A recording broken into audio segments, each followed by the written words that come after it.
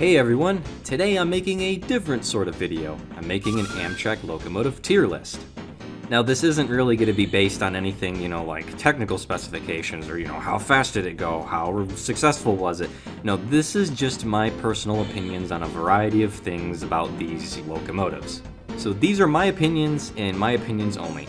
And if you're going to get genuinely offended at a train tier list, then you should probably leave now. I'm opening the door. Out you go, stupid. But anyway, we're gonna get started with the SDP-40F.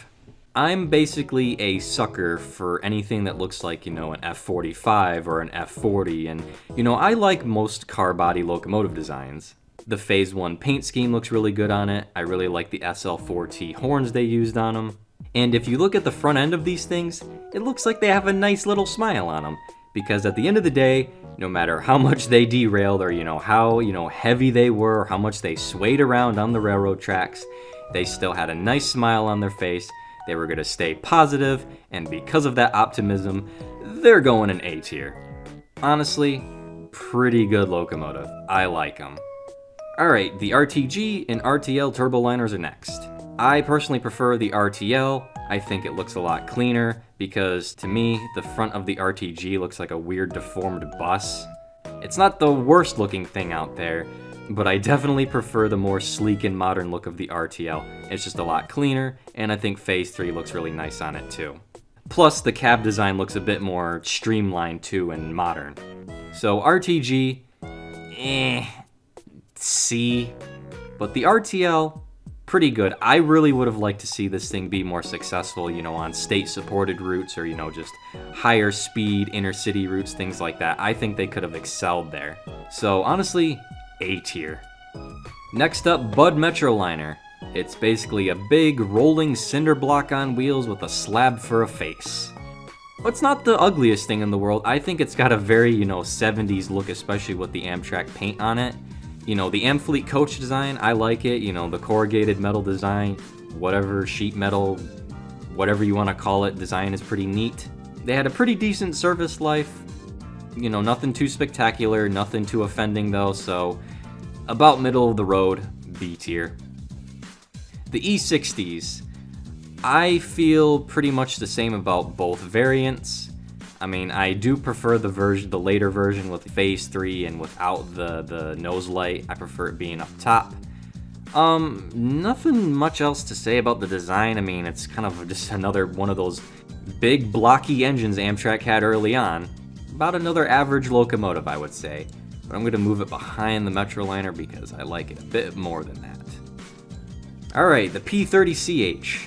It's got the nickname Pooch for a reason because the nose looks like a dog. It's a very, just friend-shaped diesel. You just kind of want to give it a nice big hug, don't you? I think it's a very, pleasing design. I like both Phase 2 and Phase 3 on it. And overall, it's just a nice locomotive to look at to me. So, A. F40PH is up next. So, this locomotive is pretty cool. Okay, AEM7 is next. Okay, the reason I like the F40PH so much is, I don't know, it's probably because it was one of the first locomotives I had ever seen, on There Goes a Train, and that was the F40 was the first locomotive designation I learned. So I guess maybe it's just childhood nostalgia or bias. I didn't grow up seeing these. I was too young for that. I'm 21. These had basically just been retired by the time I was born. I like their boxy design. All the paint schemes Amtrak's had works very well on them. I like the P5s, the K5LAs they used. They just have a very distinct look and just the sound of them with the HEP always running, just, screaming in agony all the time, running at maximum RPM. They just have a lot of character to them, and I gotta give them S tier for that. Definitely my favorite Amtrak locomotive and favorite locomotive of all time. Alright, the AEM7 is up next. This is my favorite electric locomotive of all time. I really like the boxy design here. There's a reason it's got the nickname Toaster. But this is just another friend-shaped locomotive. It's just very aesthetically pleasing. And honestly, I don't know if I could say the same if it wasn't a dual cab locomotive. I think it just kind of adds that one little point of character to it that makes it unique. I think all the paint schemes work well on it. Phase 4, maybe not so much, but Phase 3 and Phase 5 work really nice on it, especially Phase 5. I think it's just a perfect match for it, in my opinion. It's like it was built for that paint, and the corrugated metal on the sides looks really cool too. Definitely S-tier locomotive. Okay, GP40TC is next. Now, normally I would say freight locomotive designs look kind of weird pulling Amtrak trains, but when it's painted in Amtrak colors, I think it actually works pretty well.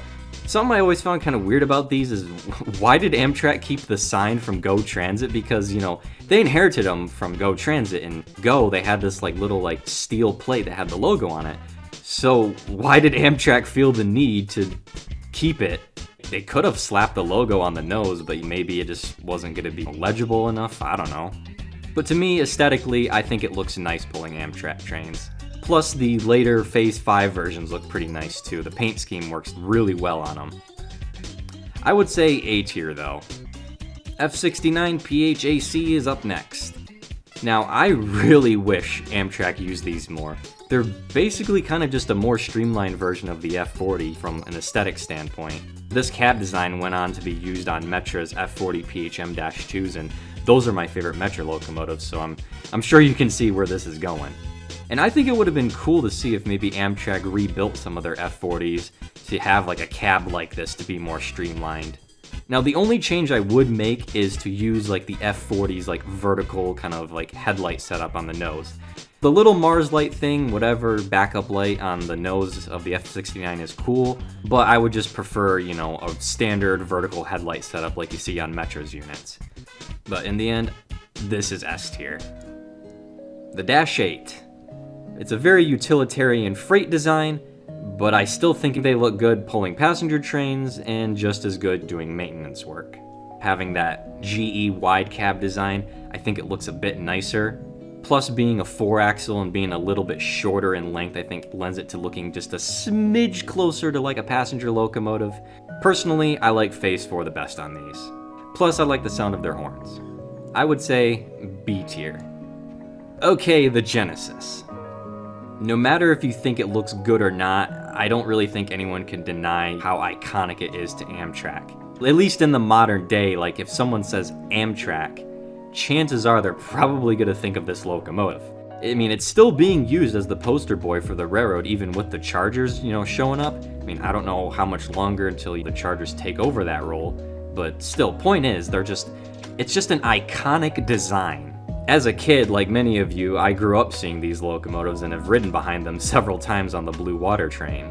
They have that distinct GE chugging sound when they're accelerating.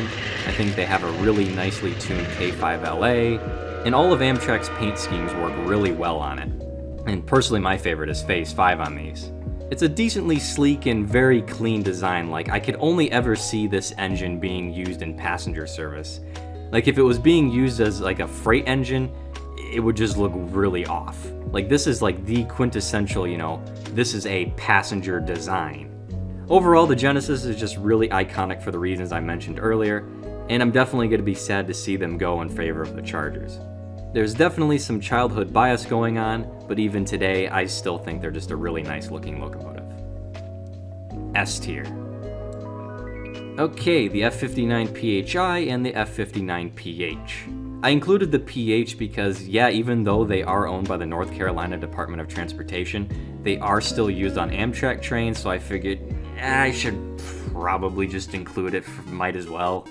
Comparing the two, though, I definitely prefer the PHI. I'm not really a huge fan of Triclops locomotives, but I think on the PHI it's handled a lot better with it being more streamlined.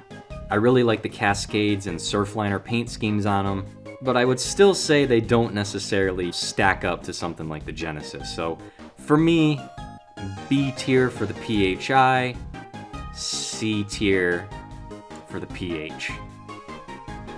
The HHP8, basically just kind of a beta version of the Acela. I guess I don't really feel strongly one way or another about it. It just kind of exists. I mean, it looks fine, but it's pretty average to me, I guess, so B. The dual cab design is pretty neat, though. The Acela. Even though these things are over 20 years old, I still think they hold up decently well in the year 2023. I like the custom paint job on them, the horns sound pretty cool, and I think it was just a pretty good stepping stone into proper high-speed rail for America. I can't really attest to how these things ride or how it feels to ride them because I've never been out on the East Coast, but I'm hoping one day I can get out there and see them before the Avalia Liberties take over. This is going in A tier. Alright, so now we're getting into more modern recent stuff with the ACS 64. When these things first were revealed, I didn't really like them all that much, but over time I've grown a fondness for them. Now, I don't really like them as much as the AEM 7 or whatever, but I still like them more than the HHP 8 to be honest. I like how modern they look. While it does look European, I still don't think it's super off-putting when coupled up to a train. A tier. Alright, Siemens Chargers, you're up to bat. I've been saving a special tier for you guys. The Charger tier. I'm just not really a huge fan of the way these things look. The paint is cool, yeah, but the cab design just doesn't really click with me. If they looked more like Via Rail's Chargers, I don't think I would have as big of a problem with them because I actually think those look pretty cool. Maybe if they got rid of the nose lights, I would feel a little bit differently. On the Chargers, it looks a little off compared to something like the P42. Now, I do like the ALC42 cab more than I do the SC44. Because the ALC42, it's got more of a curve, while the SC44, it kind of has like a notch right here where the LED display is at. And another thing about the Chargers is they're just so unreliable. I've heard so many stories of both variants breaking down in the cold weather or just at the slightest sight of a snowflake. I've heard the problem with them is like there's like an air intake on the bottom of the locomotive and it like sucks in all the snow, leaves, and dirt and rain, and it gets inside of the engine compartment and starts short-circuiting everything until the whole thing breaks down. And you know, people have been stranded for hours because of it. You can like these locomotives, I'm not gonna hate you for that. And I'm not gonna be so petty either where it's gonna be like, if I see one of these, like, I'm not gonna photograph them or I'm not gonna take a video of them because it's a Charger. No, at the end of the day, it's just a train. In my opinion, I'm not a huge fan of the way these look. So, you know, they're going in Charger tier. Okay, so the Avalia Liberty sets. I'm still not really sure how I feel about these. They're definitely very European looking. First thing is, I think I would have preferred the blue to be a bit darker. Something more in line with the Acela. Another thing I don't really like is how the power cars don't really match up with the coaches, because the coaches are kind of like slanted inward. I definitely like the way the Acelas look more, but I do like the interiors of these things, and they definitely, yeah, objectively look more modern. But at the same time, I still prefer the look of the Acela, but it's not the ugliest thing ever. But, you know, I don't really feel too positively about it, I guess, either, so it's going in C tier. It's cool, but, you know, it's just, I prefer other things to it. Okay, so now we're on to some oddballs. First up is the Turbo Train, and it's got one big nose on it. I'm not really a huge fan.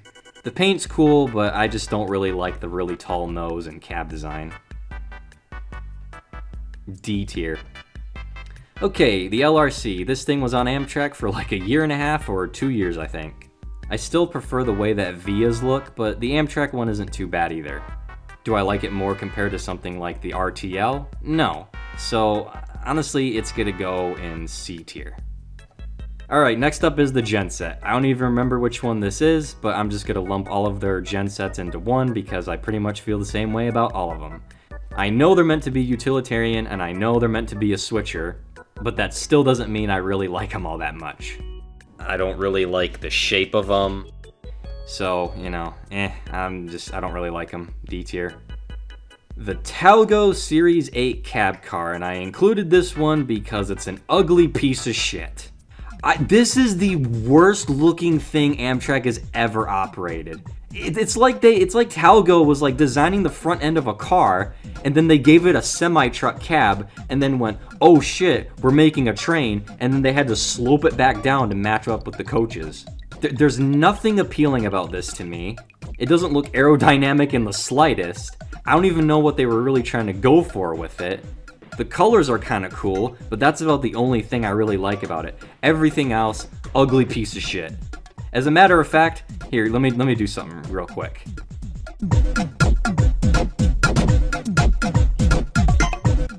There. It gets its own shitty tier. Talgo tier. It's even worse than the Chargers to me, and that's saying something. Last but not least is the Amtrak Aero Fleet, and this one might be kind of cheating since they're not even really, out on the rails yet, but I don't really anticipate them changing their looks too much. Now, I know I just lambasted the Chargers for the way their cab design looks, but here being used as a power car or cab car on a train set, I think this is where the cab design works. I think it would have been cool if they used the Via Rail Charger cab design, but then put the Amtrak paint on that. That would look cool.